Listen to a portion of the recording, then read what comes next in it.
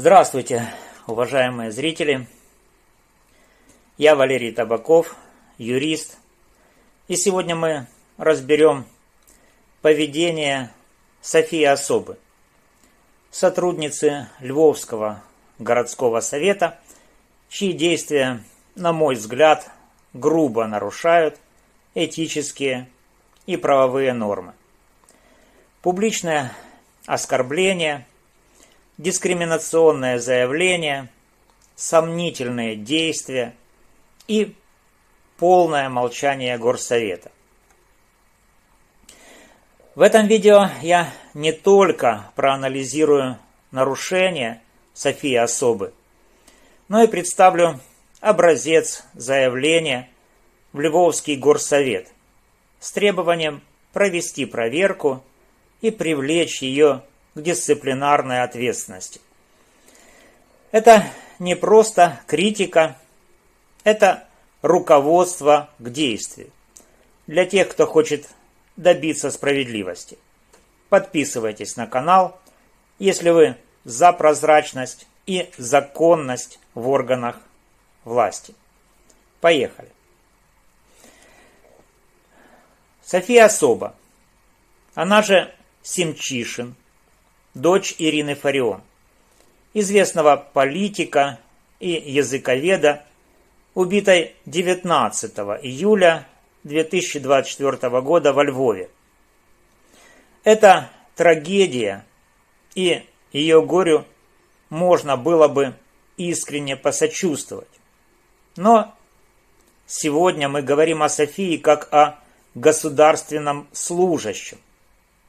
По данным СМИ, она занимает должность главного специалиста отдела освещения работы Львовского горсовета или, возможно, даже заместителя руководителя департамента администрации городского головы.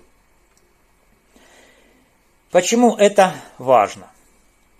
Как госслужащий София обязана соблюдать кодекс этического поведения, утвержденный Львовским горсоветом в 2019 году, и присягу, требующую уважения к гражданам, профессионализма и добропорядочности. Но ее действия, связанные с делом об убийстве матери, говорят об обратном. Давайте разберем факты. Вот ключевые действия, которые требуют внимания. Первое. Оскорбление в суде. В октябре 2024 года на заседании Галицкого районного суда по делу Вячеслава Зинченко, подозреваемого в убийстве Фарион, София назвала его последним подонком и пожелала гнить вместе с матерью. Это зафиксировано в статье издания «Граты». Ссылку вы увидите в видео наверху. Такие слова недопустимы для госслужащего, обязанного уважать всех граждан.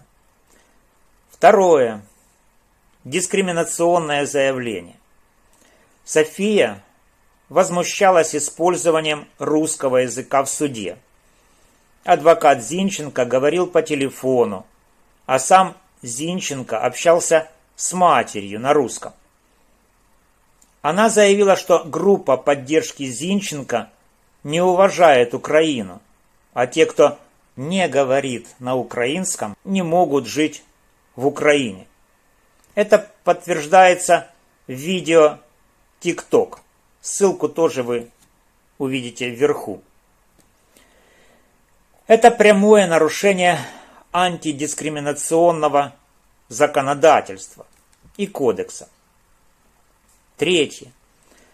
Риск конфликта интересов.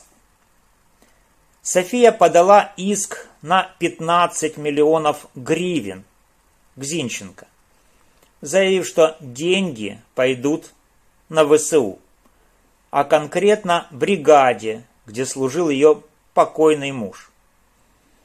Это выглядит как бы патриотично, но акцент на конкретной бригаде создает восприятие личной заинтересованности, целью которой является партийная поддержка.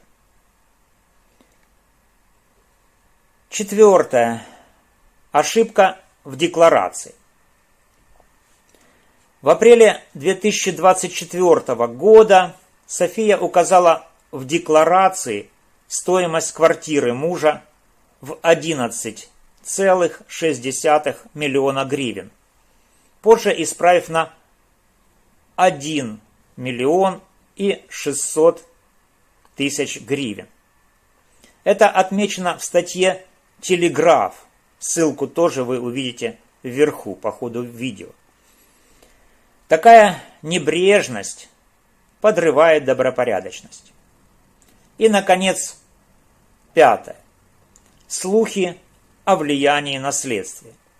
Сайт «Информатор», ссылку тоже вы увидите по ходу видео, утверждает, что София якобы способствовала исключению русского следа в деле об убийстве Фарион, что, в свою очередь, привело к ее повышению. Даже если это слухи, то они вредят репутации Горсовета. Эти действия Софии нарушают кодекс и присягу госслужащего. Но, друзья, почему Горсовет молчит?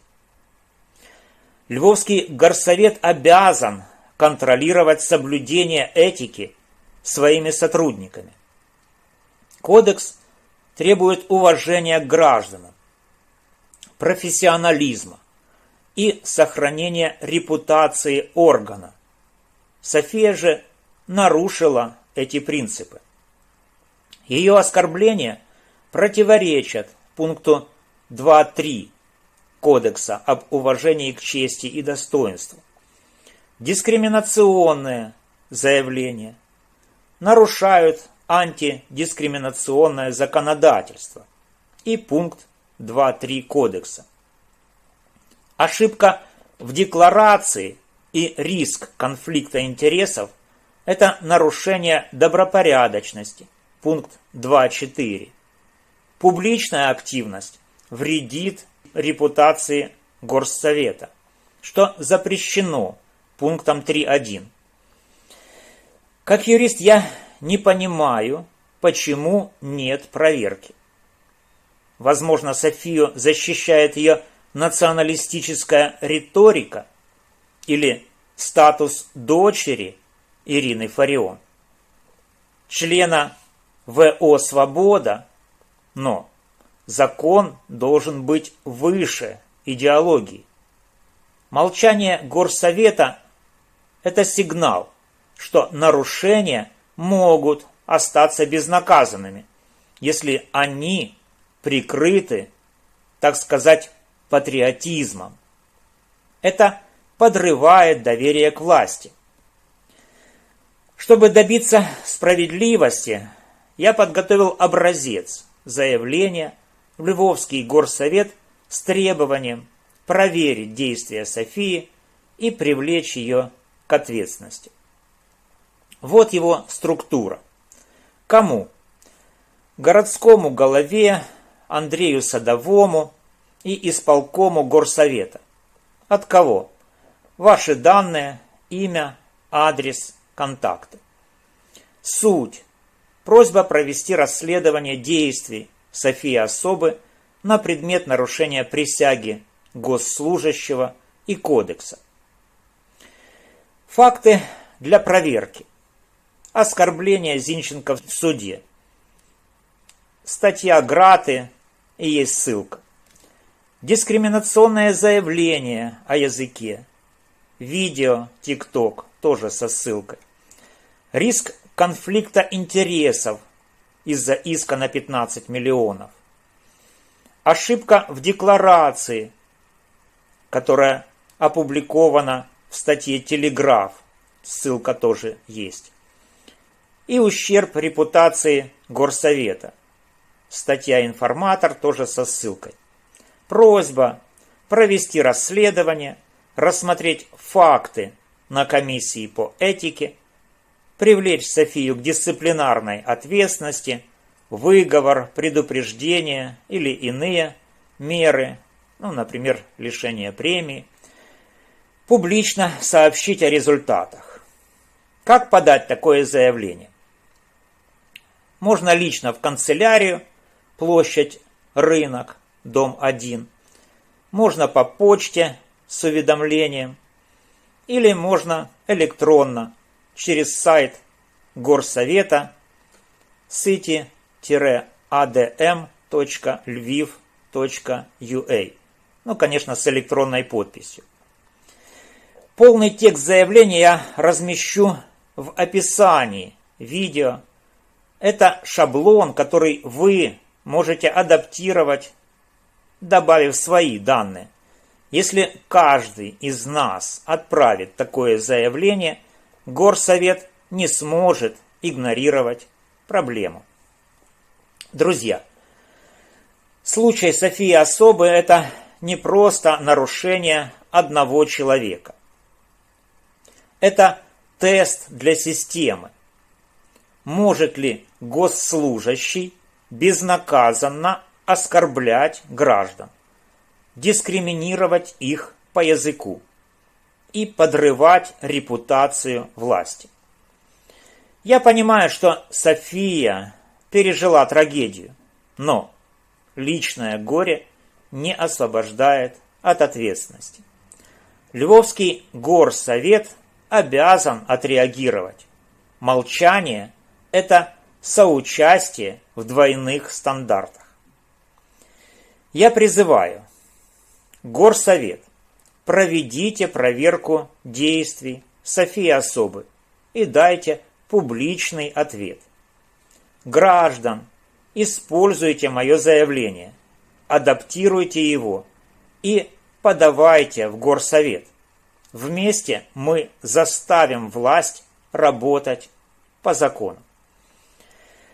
В комментариях напишите, сталкивались ли вы с подобными нарушениями, что думаете о молчании Горсовета, делитесь видео, подписывайтесь на канал, распространяйте это видео, чтобы требовать справедливости.